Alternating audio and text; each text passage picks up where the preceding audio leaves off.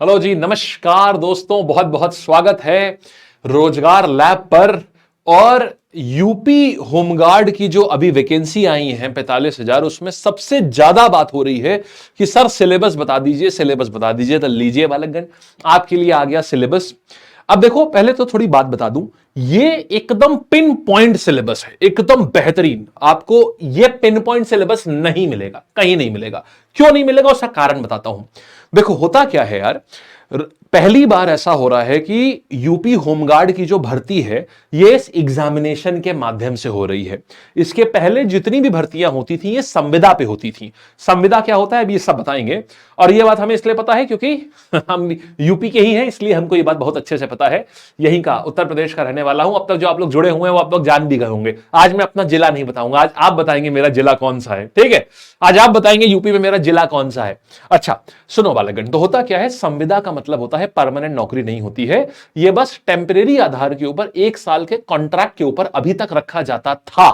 तो अभी क्या हो रही है, यह भर्ती के रूप में 14 साल बाद इस प्रकार की भर्ती हो रही है।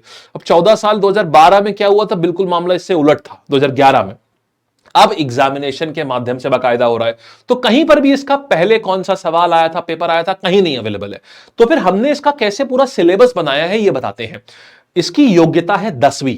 उत्तर प्रदेश में क्या होता है, जितनी भी एग्जाम ऐसे होते हैं जिनकी 10वीं योग्यता होती है, उनका एग्जाम पैटर्न एकदम सेम होता है, लेवल ऑफ क्वेश्चन सेम होता है। तो उतने जितने भी एग्जाम होते हैं, जैसे ये आपका आशुलिपिक का एग्जाम होता है, देन आपका ड्राइवर का एग्जाम होता है, तो ये सारे जो थे इनका 10वीं का पेपर हमने सबके निकाल लिया और उसमें से जीएस का पार्ट जितना था सामान्य ज्ञान का वो पूरा निकाला है और अब आपके सामने उसका निचोड़ लेके आ रहे हैं। समझ गए? तो ये चीज, इसीलिए मैंने बोला था ना कि ये चीज नहीं मिलेगी कहीं पूरे वाईटी पर। देखो, और ये पूरा हम आपको पीडीएफ भी दे देंगे बालकगण, ये फ्री है आप सारे बच्चों के लिए, बहुत बढ़िया से। इसकी फीस सिर्फ 1 है। बताओ क्या फीस है? दुनिया में मुफ्त में तो कुछ मिलता ही नहीं है ना। मुफ्त में दुनिया में कहां कुछ मिलता है। इसकी फीस है कि जाने से पहले तुम एक प्यारा सा दिल बना के जाओगे कमेंट सेक्शन में। बस लेक्चर को, वीडियो को लाइक कर लेना, सब्सक्राइब वाला बटन दबा देना और एक वीडियो को पॉज करके एक हार्ट बना दो और अपने जिले का नाम लिख देना। हम समझ गए, हम समझ जाएंगे कि तुमने फीस दे दी है। ठीक है, देखो है क्या, 50,000 होमगार्ड की भर्ती जो थी ये अनाउंस कर दिया गया है और इसकी विज्ञप्ति भी जारी कर दी गई है। और आज माने कि मेरे भाई दिन हो रहा है 8 नवंबर, इसका ओटीआर भी खोल दिया गया है। ओटीआर कैसे करना है ये वीडियो भी मैंने पूरा बना दिया है। ठीक है, ओटीआर के ऊपर पूरा वीडियो मैंने बना दिया है।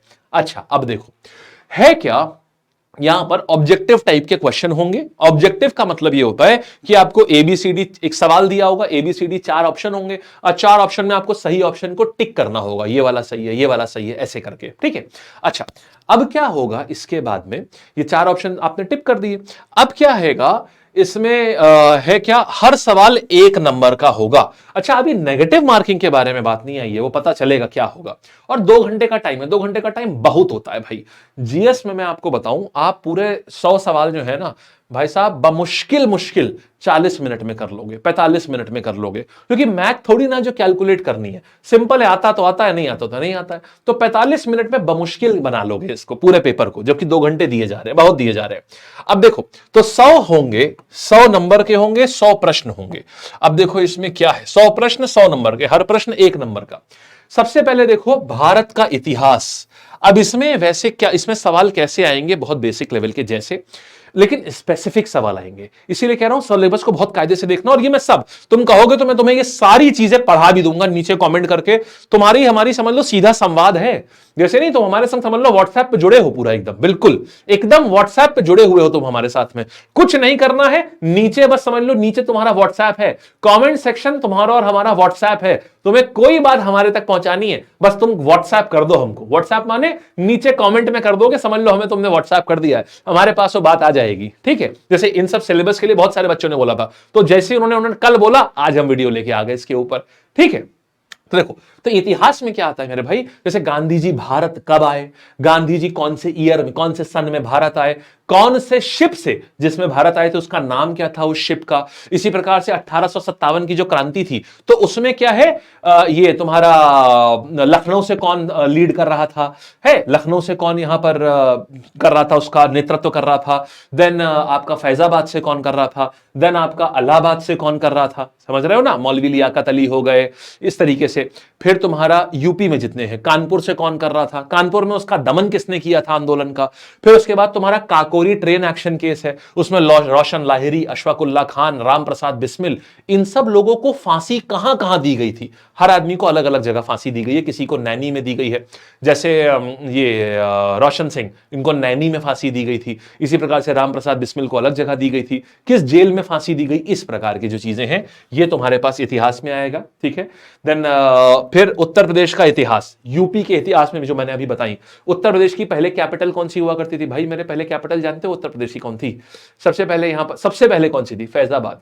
अवध की पूरी राजधानी फैजाबाद हुआ करती थी, बाद में लखनऊ बनी है, समझे, बाद में अवध की राजधानी जो थी ये लखनऊ बनी है, अंग्रेजों के समय पर तो फैजाबाद हुआ करती थी। तो इस तरीके से ये सवाल आएंगे, फैजाबाद, फिर थोड़े टाइम के लिए आपकी इलाहाबाद हुई थी, फिर फाइनली लखनऊ हुई है। संस्कृति एवं सामाजिक प्रथाएं, मतलब उत्तर प्रदेश का जैसे जैसे तुम्हारा चरकुला नृत्य कहां का है, चरकुला नहीं, महिलाएं पूरे सर के ऊपर भाई 108 दिए सजा करके फिर नृत्य करती हैं, तो ये आपका इधर गोकुल साइड का, अपने मथुरा साइड का होता है, ये मथुरा वृंदावन की तरफ है ना अपनी, वहां होता है ये। तो इस प्रकार के प्रश्न बनते हैं भैया, ये बहुत जरूरी है ये जानना कि कैसे प्रश्न बनते हैं, तभी तैयारी कर पाओगे। तो फिर तुम्हारा भारतीय संविधान, इसमें अनुच्छेद 14 बताओ, 15 बताओ, 16 बताओ, अनुच्छेद 21 बताओ, राष्ट्रपति शासन कौन सा होता है बताओ, ये बताओ। तो ये सवाल आते हैं, टेंशन ना लेना। तुम्हारा अगर तुमने व्हाट्सएप कर दिया, व्हाट्सएप मतलब जान गए ना, तुमने कर दिया कि सर पढ़ा दीजिए, तो सर मतलब समझ लो हमारा तुम्हारा रिश्ता ना सीधे दिल का है, तुम बोलोगे और हमें खबर आ जाएगी, यहां पर हम हर चीज करेंगे। बेटा बस एक चीज ध्यान रखना, बहुत एक्टिव रहना, और जो टेलीग्राम है ना जो मैंने बताया रोजगार लैब का, उसको ज्वाइन कर लो, उस पर मैं मैसेज डालता रहता हूं, अपडेट डालता रहता हूं, तुरंत ज्वाइन कर लो, उसके ऊपर सारी खबर आती रहेगी। तो भारतीय अर्थव्यवस्था, इंडिया की जो इकोनॉमी है, जैसे अब इसमें क्या होगा कि इंडिया की इकोनॉमी बताओ, वर्ल्ड बैंक ने कितने दर पे बोली है कि इंडिया की इकोनॉमी बढ़ेगी, ऐसे सवाल इसमें आते हैं। भारतीय कृषि, इसमें क्या आएगा कि कितने प्रकार के हमारे पास ये मौसम होते हैं, औस में हम क्या ये औस जो सीजन होता है हमारा, औस वाले सीजन में कृषि में कौन सी फसल बोई जाती है, देन इसके बाद हम खरीफ में कौन सी फसल करते हैं, राबी में कौन सी फसल होती है, ये सब। फिर भारत का भूगोल, जैसे मान लो कर्क रेखा है तो वो कितने राज्यों से पास होती है, इस तरीके से भारत का भूगोल। भारत का पड़ोसी देश, म्यांमार में ज्यादा बड़ी सीमा है या चीन में ज्यादा बड़ी सीमा है या फिर नेपाल से ज्यादा बड़ी सीमा है, ये चीजें पूछने का हो गया। ठीक है, फिर सामान्य विज्ञान में इसमें साइंस आती है, जैसे मान लो इसमें पूछेगा बताओ परमाणु की खोज किसने करी थी, बताओ इसके बाद में तुम्हारा जो ये होता है नाभिक होता है, एटम हो गया, ये न्यूट्रॉन हो गया, इसकी खोज किसने करी थी। या मान लो तुम्हारा इसमें बोलेगा कि बताओ अच्छा सल्फ्यूरिक एसिड जो अम्ल होता है हमारा, इसकी खोज किसने करी थी, समझ गया, नाइट्रिक अम्ल होता है उसकी खोज किसने करी थी, ये सब पूछता है। फिर पर्यावरण एंड नागरीकरण, इसमें पूछेगा बताओ ग्लोबल वार्मिंग क्या होती है, इस प्रकार की चीजें। वाणिज्य एवं व्यापार, इसमें बहुत कम क्वेश्चन है, बहुत ही कम आते हैं, जब पढ़ाएंगे तब बताएंगे, इसमें ये बहुत ही कम इसमें आते हैं वाणिज्य और व्यापार में। इसमें ऐसा आता है कि जैसे बताओ सबसे ज्यादा उत्तर प्रदेश में सबसे ज्यादा जो टैक्स आता है वो किससे आता है, ये इस तरीके के सवाल। उत्तर प्रदेश में राजस्व, यही बताया, रेवेन्यू उत्तर प्रदेश, बहुत इंपॉर्टेंट है। ये दोनों टॉपिक मिला करके साथ में पढ़े जाते हैं, ये दोनों टॉपिक। जब इन दोनों को टॉपिक को साथ में पढ़ोगे ना तो तुमको यूपी के बारे में मजा आ जाएगी, तुमको लगेगा ओ भाई अपना यूपी इतना बेहतरीन है, ऐसे ऐसे जिलों के बारे में पता चलेगा ना दोस्त, तुम कहोगे ओ भाई साहब मजा आ गया बेटे, ऐसा होगा एकदम। अच्छा, फिर पुलिस प्रणाली, अब जैसे यहां से पूछेगा तुमसे पुलिस प्रणाली के बारे में पूछेगा कि जैसे मान लो ये पूछ सकता है कि एक थाना बड़ा है, चौकी बड़ी है या कोतवाली बड़ी है, या मान लो रैंक पूछता है इसमें कि बताओ एएसपी बड़ा होता है या डीएसपी बड़ा होता है, कौन बड़ा होता है, इस तरीके से ऑफिसर्स को रैंक करने के लिए पूछ लेगा, ऐसा यहां आएगा। ठीक है, हो सकता है, वैसे उम्मीद कम है, लेकिन भारतीय नागरिक संहिता बीएनएस से भी कुछ कुछ सेक्शन के सवाल आ सकते हैं, बहुत कम, वैसे बहुत सेक्शन है उसमें, हम तुम्हें मुश्किल से 15 16 20 सेक्शन की लिस्ट देंगे, उतना कर लेना, जरूरत से ज्यादा है, उससे ज्यादा जरूरत एग्जामिनर उसके बाहर पूछेगा नहीं। ठीक है, आओ फिर ह्यूमन राइट से थोड़ा सा सवाल, फिर इंटरनल सिक्योरिटी और आतंकवाद, यहां से थोड़ी थोड़ी चीजें कि बताओ उत्तर प्रदेश में कौन सी यूनिट है जो इसको इसको इसको तुरंत हर समय इसको मॉनिटर करती रहती है। भारत और पड़ोसी देशों के संबंध, राष्ट्रीय और अंतरराष्ट्रीय महत्व के जो आपके करंट अफेयर होते हैं, जैसे मान लो अभी यूएस में कौन प्रेसिडेंट बना, भाई डोनाल्ड ट्रंप बने हैं। ब्रिटेन में कौन अभी प्राइम मिनिस्टर बना, मार्क कार्नी बने हैं, समझे, ऐसे सवाल। फिर राष्ट्रीय और अंतरराष्ट्रीय संगठन, यूएनए को हेडक्वार्टर कहां है, WHO का हेडक्वार्टर कहां है, हम वर्ल्ड हेल्थ डे कब मनाते हैं, 7 अप्रैल को, ऐसे करके। फूड एंड एग्रीकल्चरल जो ऑर्गेनाइजेशन होती है, संगठन जो है ये हमारा, ये कहां पर होता है, समझ गए, ये खाद्य और कृषि संगठन जो है वो उसका हेडक्वार्टर कहां है, रोम में है, इटली में, ये। देन डिमोनेटाइजेशन के क्या प्रभाव हुए थे, कब हुआ था डिमोनेटाइजेशन, 2016 में, ऐसा डायरेक्ट सवाल आता है। और वस्तु एवं सेवा कर, जैसे इसमें पूछेगा कि बताओ कितने प्रकार के जीएसटी के स्लैब होते हैं, तो भैया जीएसटी के स्लैब 0%, 5%, 12%, 18%, अब 28% वाला हटा रहे हैं।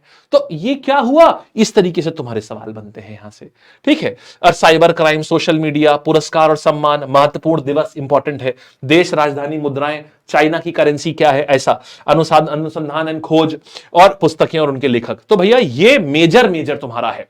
मैं पूरी लिस्ट तुम्हें दे रहा हूं अभी, ये पूरी लिस्ट, परेशान मत हो, कुछ नोट मत करो, पूरी लिस्ट टेलीग्राम पर मिल जाएगी। और टेलीग्राम का नाम क्या है भाई, अब तुम बताओ, रोजगार लैब, ठीक है।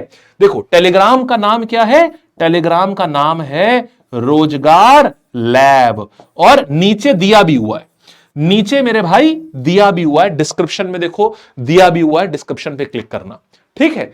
और बस तुम अब पढ़ना चालू कर दो, नौकरी तुम्हारी है बेटा। इसको पूरा खत्म करने में ना लगभग 4 से 5 महीने का समय लगेगा, इस पूरे को खत्म करने में, लेकिन विश्वास मानो, शुरू कर दो, पूरी तैयारी एक बार में होगी। और चाहे तुम्हें जितना भी समय क्यों ना हो चुका हो पढ़ाई छोड़े हुए, 4 साल, 5 साल, 7 साल, 8 साल, तुम कर सकते हो। बहुत अच्छा मौका है, एक बार में आकर के यहां पर तनख्वाह जब कमाना शुरू करोगे ना, 20-25 हजार महीना घर पे लाओगे खुद से, तो घर की स्थिति बदल जाएगी दोस्त, समझ रहे हो।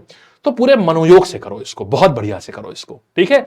All the best. और हमसे तुमको जो सहायता चाहिए, हर सहायता हम तुमको देंगे। तुम्हारे पास मेरा व्हाट्सएप है ना, कहां है व्हाट्सएप, नीचे कमेंट में, वही मेरा व्हाट्सएप है, ठीक है। सीधे बोल दो, बात हमारे पास सीधे आ जाएगी। और वीडियो पसंद आया हो तो लाइक करोगे, सब्सक्राइब जरूर करोगे, और फीस कैसे दोगे, एक हार्ट कमेंट सेक्शन में छोड़ देना और अपना जिले का नाम लिख देना। ऐसे करके तुम हमको बता दोगे कि हाँ भाई फीस पे हो चुकी है, ठीक है। चलो बालक, धन्यवाद, बहुत खुश रहो, मस्त रहो, मजेदार रहो।